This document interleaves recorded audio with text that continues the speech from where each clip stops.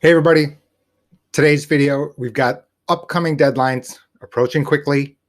We've got errors sitting in government documents to describe how to choose a Medigap policy.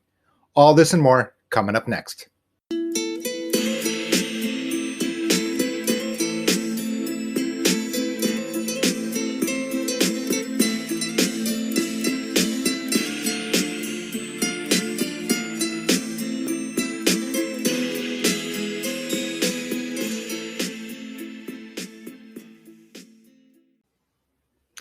Hi everybody, my name is J.O. I am the author of this book, Maximize Your Medicare. You can see the official website in the links, www.maximizeyourmedicare.com.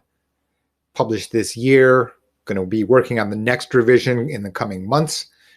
Anyway, the fact of the matter is enrollment deadlines for both Medicare and the individual health insurance market are approaching quickly. We don't have very much time. That said, there still is time. Let's go to the first one. Medicare, December 7th. December 7th. What can you do? Quick review. Number one, you can change your Part D plan to any plan that exists in your location.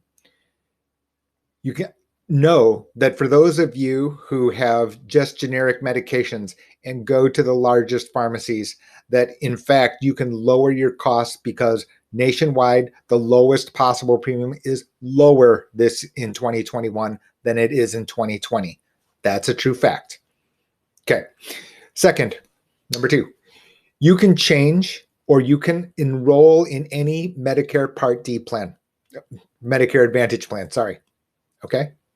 That means that if you live in a zip code and that Medicare Advantage plan exists and is available for sale in your location, you can elect it. You can change as many times as you want between now and December 7th. The last one that you select is the one that's going to be in effect on January 1st. Now, the reality is I don't suggest that people go and, change today and then change tomorrow and then change the next day. And the reason is because in the background, what ends up happening is the message goes to the carrier, and the carrier is also checking with the CMS, which is the Centers for Medicare and Medicaid Services. And then you start getting mail. I can't control when you're going to receive mail, especially in the age of pandemic. So what ends up happening is, let's say you choose plan number 1 today and plan number 3 on Wednesday. You may be getting conflicting mail on welcome to plan number 3 before you got to plan number 1, or vice versa. I just don't even know, right? In addition to that, we're not exactly sure that the federal government has your records correct. There can be errors here. So, I spent a lot of time and effort on writing this book and over the years to revise it. The limits of the book are that, this is talking about strategy, about how to think through the, vast number of issues, which are not going to go away, right? People working beyond 65, you've got employer plans, you've got family, you've got retiring early, whether that be voluntarily or involuntarily, et cetera, et cetera. A huge number of moving factors. What I can't put in this book is there are extra steps. And those extra steps are actually getting across the finish line. Getting across the finish line. That's what I'm doing, professionally, which is that, clients call and they say, look, we've got this set of situations. We go through this, figure out whether or not you have thought through the issues as described in my favorite book on Medicare, right? And then from there are more steps to take. I'd love to tell you that these are error-free. It's not. It just can't be. There are administrative errors either at the carrier, CMS, timing, the way that you fill out the applications. The number of different things that can go wrong is actually larger than you might think. Now, you could say to yourself, Jay, you're just, a snake oil salesperson trying to sell me something. The reality is I already know that most of you aren't going to call me, right? I know how many views, I know how many books have been sold, right? You haven't all called, right? So on that part, I'm pretty sure of. This is just a public service announcement. Other things can go wrong. That's enough on Medicare. On the individual health insurance side, the individual open enrollment period has started on November 1st. It runs through December 15th. Okay. And you can see prior videos. I'm going to show, up on your screen right now is video on how to think through healthcare.gov. And it is notably trickier than what you might be told. Yes, you can go to your healthcare.gov. You can go to your state-specific site where you have a health insurance exchange. If you want to buy off marketplace plans, that's also possible. Okay. You don't need to use those sites because what happens is the carriers have additional menu items that do not exist on the exchange. They don't exist on the exchange at all. The reality is for those persons who do not qualify for the advanced premium tax credit, for those who do not qualify for that tax credit, it can be advantageous to look at the bigger menu because you may find a more suitable plan at a more suitable price point for yourself. Okay. So these are little things that don't get told to you. And again, goes basically on my theme of this channel and videos and stuff like that, which is that, look, I can tell you about the way the contracts read on video. I can tell you about ins and outs. Am I going to be able to tell you about every single situation? No, that's impossible, right? For that, you would need to have direct contact with me. But your individuals, can I give you a general list about what things you need to consider? Yes, that is, no, I'm not going to give it in a 3-minute video, right? I refuse to believe, it's the negative about YouTube. It's a negative about videos, generally speaking, right? We live in a society, we want the answer in 140 characters or in a 3-minute video. That's just not practical. There are too many moving parts. The financial impact is too large. Literally, in a location over the past couple of months, a person delayed retirement for 2 months. 2 months only. Saved $5,000 on health insurance premium. $5,000 in 2 months only. Okay? So when I say that, hey, you need to think through these different factors and the financial impact is large, I'm not exaggerating. If anything, I'm understating the financial impact, understating. And this happens over and over and over. You can go to gh2benefits.com or on Google, the Google listing for the firm. Okay. You can see other people's comments about this very fact. December 15th is the deadline. The punchline to these two deadlines is I don't control a single thing at 12:01.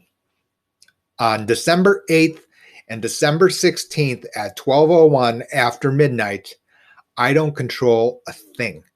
There's nothing that I can do in order to try to get you an extension. You don't get to go to your teacher and say, can I have an extension for my book report? That doesn't exist here. That all said, the buyer, the consumer is in control here if you understand what you're doing. Kind of a common theme from my favorite book.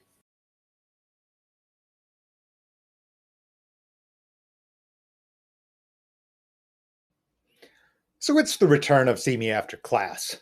And for those of you who have followed me on the newsletter or read, my favorite book, I'm on Medicare, the reality is the amount of misuse of terminology here in health insurance, health care is, disheartening, discouraging to me, right?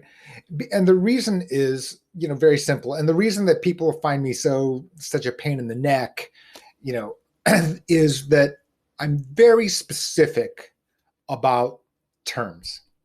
And there's a reason for that. Health insurance is a financial contract. Financial contracts are written by lawyers, okay? Lawyers do not create terminology without capital letters, meaning that terminology such as annual election period, right, are capitalized terms. They aren't written with small letters. They're written with capital A, capital E, capital P. Why is that? The reason is because that is a very specifically defined section of time. That's a fact. And the reality is this is just one example. And it's one that I make, particular note of on multiple occasions. People have seen my other videos. People have read the newsletter. People have, read the book. Similar theme. And the reason that I'm this particular about it is because when fundamental mistakes get made, you build on top. So you have a fundamental, this piece is fundamentally wrong. And then you try to build on top of it. And guess what? The next piece that you add on top, therefore, becomes flawed. And right here, I was in Walmart the other day. And this is the picture here of the stand sitting up there in this picture, right? And my problem here is with the bottom stuff. The bottom stuff that says that healthcare begins here. No, it doesn't. Healthcare doesn't begin there at this stand, okay? Healthcare is the purview of your medical doctor, your physician, the hospital. It's taking care of your body. It is the diagnosis. It is the treatment of illnesses, whether or not those are the results of the fact that you lost the DNA coin flip, right? It could be because you have a lifestyle habit which has created extra problems. It could be because of a slip and fall, okay? Diagnosing, fixing it, that's healthcare, okay? That's healthcare. This book isn't giving advice about or guidance about healthcare. It's not. That is not. I wouldn't dream of it, right? You saw all the, things about me and background and experience and stuff like that. They're not talking about Grey's Anatomy, the book. They're not, right? I haven't read Grey's Anatomy, right? This stand here could have said health insurance begins here. It shouldn't read health care begins here. Why is this important? Because all sorts of mistakes start from this fundamental misunderstanding. And for example, here's the most obvious. I don't understand health insurance, so I asked my doctor. No. Your physician is an expert in Grey's Anatomy. I promise you, right? They don't hand out the MD degree out of a Cracker Jack box. We're not disputing that here. I wouldn't dare, okay?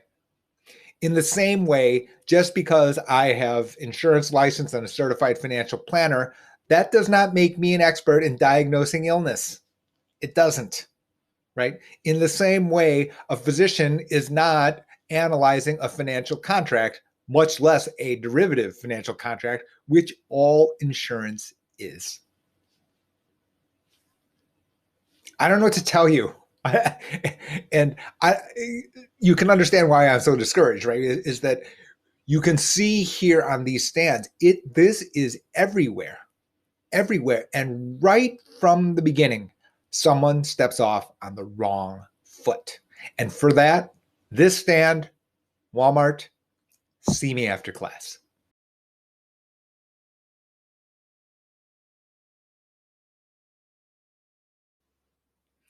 So last Sunday, I'm sitting watching TV, And Sunday afternoons, I devote, like many other people, on the Red Zone channel, right?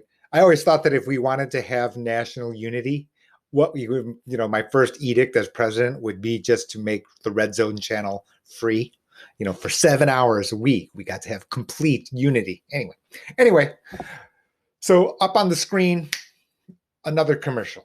And before I had time to click the channel and switch to something else, up came the screen and out came this commercial about Medicare. And I showed you the picture there. They're up here, in the corner. So in addition to that, I get a lot of emails, calls, et cetera, et cetera. JJ, I get all this mail and different, see all the commercials on TV about Medicare.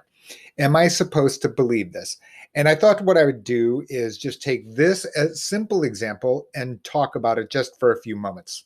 Okay.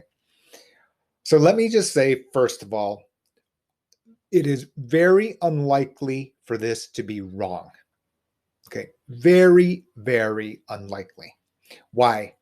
Because the advertiser, whoever the party is, and I'm not going to even disclose it. I'm not going to even discuss who that party is. Okay. But that party is very likely a party with a license and specific permission to represent Medicare Advantage plans. That is the case. So the reality is that the likelihood of them intentionally saying something that is patently wrong is almost zero. It wouldn't be worth it. Okay. Commercially speaking, they could be closed. Now, from that point about the communication between they and you, that is a different matter. What I'm discussing here is the commercial itself. These commercials, right, aren't going to be patently wrong.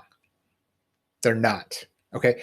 In much the same way, you could understand why I had the see me after class, right? Which is what happens is when somebody is trying to assign blame, which is actually our national pastime, not the NFL, right? That the reality is in our interest, in our maybe human interest or societal interest. I'm not here to, adjudicate that, but basically in our pursuit of finding someone to blame, insurance carrier can certainly be top of the list. Insurance carrier, pharmaceutical, right? I mean, these are the two identifiable ones, right? The idea that the carrier also is intentionally uninforming you or misleading you is basically a probability of zero. Okay. This is the fact in that there can be a misunderstanding and there are lots of connection points. There's the buyer, that's you. Okay. The buyer and you understanding the financial contract. Okay. There's red tape and administration of the bill between the billing office, whoever that biller is, whether that be the doctor's office, the hospital, and whether or not they have correctly transmitted it to the carrier and to Medicare, another source of error, right? There can be errors at the government in keeping track of whether or not you've met your deductible. These all happen. But the point is, in our pursuit to find the easiest party to blame, carrier, hospital, right? Big pharma. Okay. Because it's easy, they're big, they're identifiable. I get all of that. Okay. But I've swerved that far off course here to go back to the commercial, right? Which is that as a result of that, the idea that the commercials themselves are wrong, that the mail you receive from the carrier is wrong, intentionally misleading, that I find probability of zero. It's not factually wrong. Now, that all said, is that the information you need to make a decision? I don't think so. I'm biased, right? I spent a great deal of time and effort in, creating, 8 editions of my book to tell you that, there's more to it than a 30-second commercial and a quick phone call. Okay. The fact of the matter is let's just talk about this commercial itself. All right. Number one, this is almost certainly Medicare Advantage. There's almost no way that this is Medigap. I've never seen a Medigap carrier refund money to Social Security benefits. So that's out, right? This is Medicare Advantage. That's number one. Number two, you must be a payer of your Part B premium. That means that these payments back are rebates to Social Security deductions for Medicare Part B. Okay. That means that if you are a person on Medicaid, this is not possible for you because you're not paying for Part B. So, in other words, full Medicaid, where you don't pay for Part B. If you are getting government assistance, which pays for your Medicare Part B, this doesn't apply to you. Okay. Third, this is almost certainly HMO. I can't recall seeing any PPO doing this. I could be wrong. There's no limitation to that fact. You could evolve to PPO with this. That's true. But in the overwhelming number of cases, and I'll leave myself an out, right? Because I can't say that I've seen every single plan, for example, in Maricopa County, Tucson, Phoenix, sorry. The reality is that these are very likely HMOs.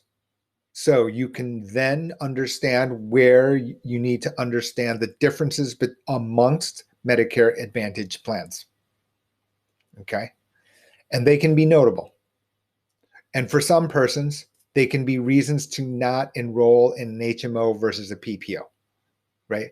We're not going to settle it here on this individual video. You can watch other videos where I talk about how to go through or certain sets of guidelines to compare amongst the 30, 40, up to 60 plans, Medicare Advantage plans that may be available in your location.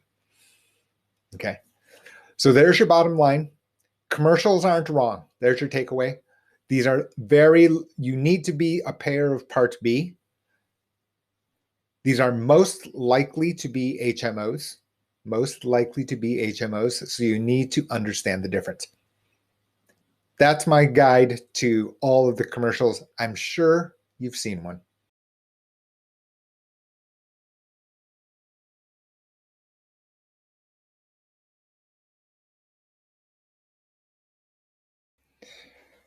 So unfortunately, the fact of the matter is that even the government, the official documents that people refer to for knowing what exactly the rules are can be incomplete. And this, again, is another situation where, very frustrating to the buyer, consumer, that's you, just in case you didn't know. And you can understand what we're going to do here. So up on the screen here is the website to the book, Maximize Your Medicare. You can see down here at the bottom, I've got official websites. And here is one that is commonly used, which is called Choosing a Medigap Policy. Let's just pull it up. So up it comes here. We'll wait for a few moments. And yes, there it is. And you can see Choosing a Medigap Policy. And you can see it is, in fact, an official document, Centers for Medicare and Medicaid Services. No doubting that. The issue here is, let's just say, for example, that you think that you are entitled to a Medigap policy as a result of a special enrollment period. So let's just go down here and we'll just continue down, and I'm just going to speed down to where I'm trying to go, et cetera, et cetera. And let's see here. Nope, not here. This is not a very good explanation of the pricing, by the way. And the Medicare.gov, also not good for comparing Medigap plans. Anyway, that's not for today. Medigap Select, I don't agree with that stuff. Okay, here we go. Page 22. Medigap guaranteed issued right situations. Let's just go right here to the top panel because here's my situation. And I'm just going to, no, the highlighting doesn't work very well. Okay. You have a guaranteed issue right. So a couple of different things here. Number one is guaranteed issue are federally mandated situations. Federally mandated, right? Carriers, they don't have a choice here but to follow this, right? carrier at least must meet this. They can be bigger than this. They can't be smaller than this. Does that make sense? You understand what I'm saying? In other words, that every carrier will follow these rules, period. So let's take a look. You're in a Medicare Advantage plan. Let's blow it up here. That's better. Your plan is leaving Medicare or stops giving care in your area. You move out of your service area. Okay, so now let's say you've moved from location 1 to location 2. And do you have the right to buy Medigap policy? The answer is yes, you do. Here's my issue here. This says Medigap plan A, B, C, D, F, G, K, or L. This isn't exactly right. It's not exactly right. And there isn't a footnote here, down here either. This also not exactly right. The reason is that if you are Medicare eligible, your coverage dates are before January 1st of 2020. This list is not accurate. In addition to that, if you are born after, if your Medicare Part A and Part B, and not one or the other, but both, are from January 1st of 2020 or later, this list is not accurate. Basically, this cell here is misleading. It's not exactly right. Here's your simple example. Let's say your coverage dates are December 1, 2019. You do have the right to Plan C and Plan F under guaranteed issue. You do not have guaranteed issue right for Plan G. Right? In addition to that, let's say, for example, you are Part A and Part B are February of this year. You don't have any rights to Plan C and Plan F. Those are discontinued. That is detailed here in this language. Anyway, fact of the matter is, not even federal government documents here are complete. No wonder you're lost and confused. Without being a snake oil salesperson, contact an expert to make sure you get this right. That's your bottom line.